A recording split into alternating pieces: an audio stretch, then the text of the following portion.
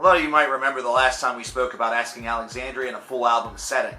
You might remember that it really didn't go all that well. But time has passed and things have changed within the band themselves.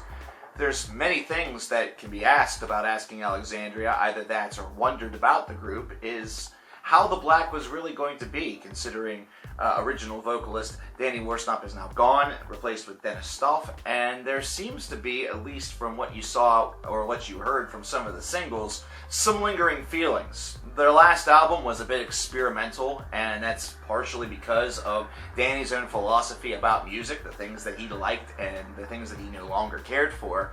And now it's almost like the potential for a blank slate is right upon them. So The Black is actually quite an important album for Asking Alexandria's evolution.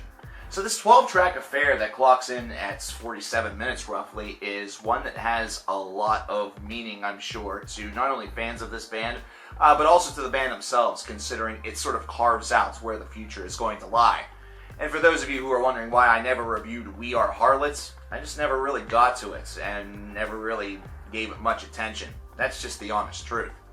So we've heard many songs off of The Black already, whether we've reviewed the tracks or not. Songs such as Let It Sleep, or The Black, or Undivided, or I Won't Give In.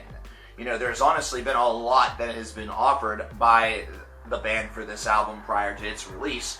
And the fear there is that, considering the general feeling about those tracks was kind of wavery, was that the Lamb of God effect was going to take over and the rest of the album would be a bit of a disappointment. And I'm actually kind of, I'm the asshole that has to report the truth in that sentiment, really. But there are some things about The Black that do keep it as a bit of a viable disc from this group and a viable disc within this subgenre of heavy metal. So let's talk about it briefly. One of the main things that I do have to praise about this album by comparison to From Death to Destiny, which was their last disc that I covered, is that Dennis feels very much a great fit for this band. It feels like if they really want to try to tailor their sound a little bit back to what the original sort of mantra or the original, the original mission statement of Asking Alexandria was meant to be, that he's a gentleman that could maybe take them to those places, that he could actually fulfill that destiny. However, this band has already gotten so far on that experimentative trail that they did one thing right with this disc in the fact that they decided to continue that experimentation just a little bit further. Now, this isn't a full turn of phrase such as what Bring Me the Horizon did with That's the Spirit last September. This is something that still does retain some of that Asking Alexandria sound, but just continues to further things a little bit more in order to try to explore and break new ground. But it just doesn't feel like enough of that really occurred on this disc in order for it to seem relevant.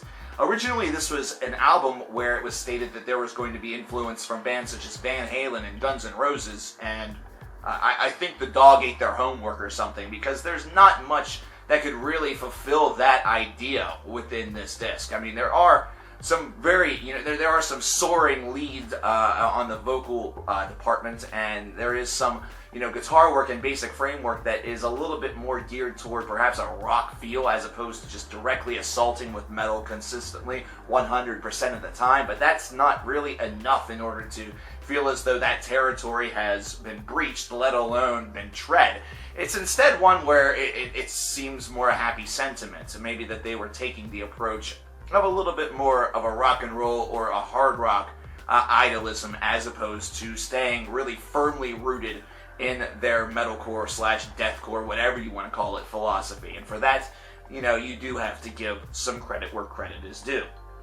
Songs such as Let It Sleep and The Black start off this album with something that I've never really been a fan of, so this is just personal taste, but those jump cuts that you hear in vocal lines or even in guitar lines have never been something that has really been all that impressive to me, nor does it really offer too much to the mood. What's it meant to do?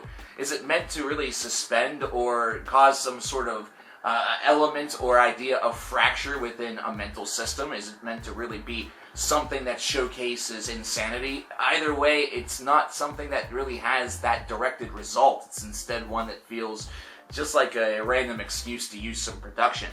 But whenever we move further down to Sometimes It Ends, we start to get into one of the main themes of this album. And it's funny, too, considering right at the beginning of this track, you can hear the band, well, more specifically Ben, talking about how, he needed to move on after the departure of Danny, and how it sort of felt like a bit of a betrayal, considering they had started this band and had sort of a firm philosophy in mind that then sort of got flip-flopped.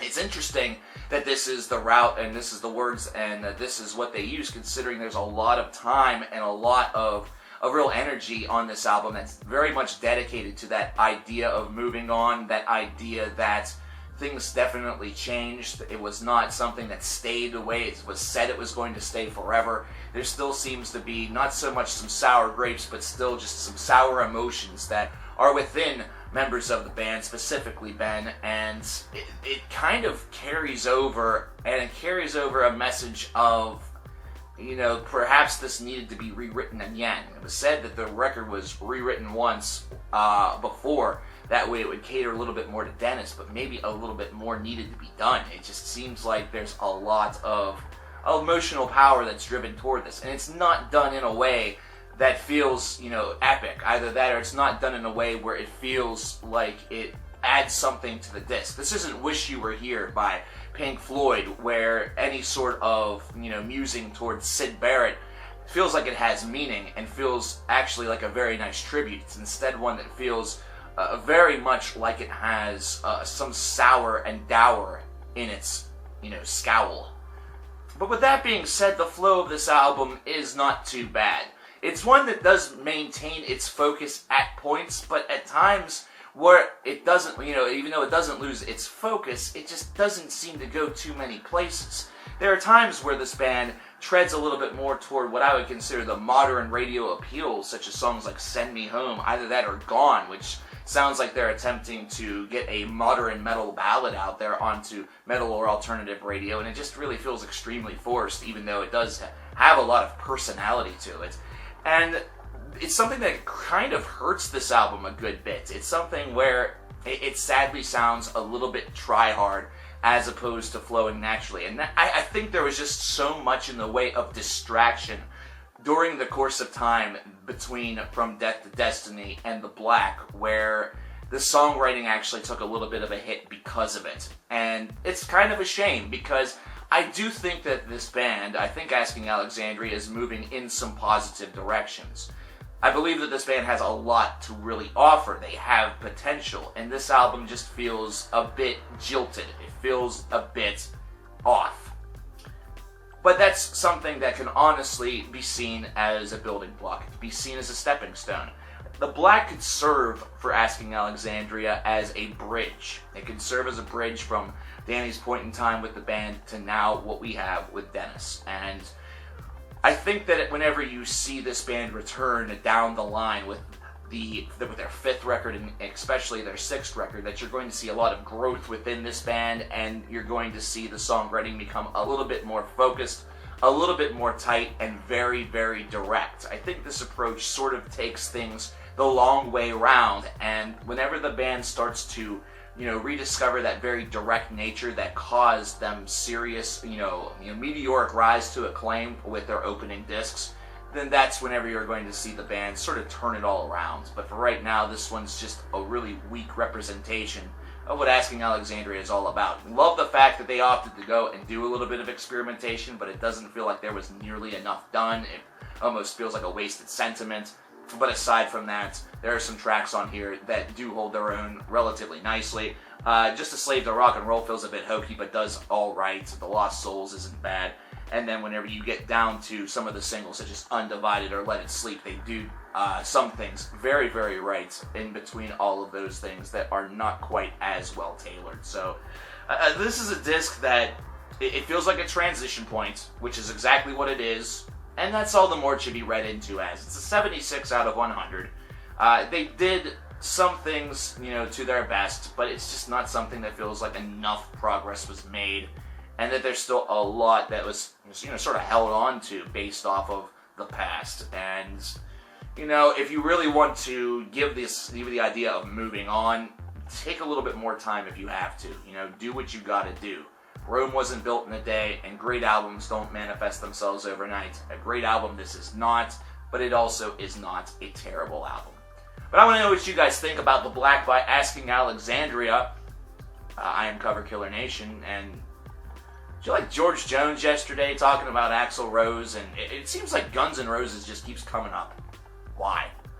Did you like that yesterday, though? If you did and you like this video, drop a subscription and give a like to the video. I'll talk to you guys next time on Cover Killer Nation. Later.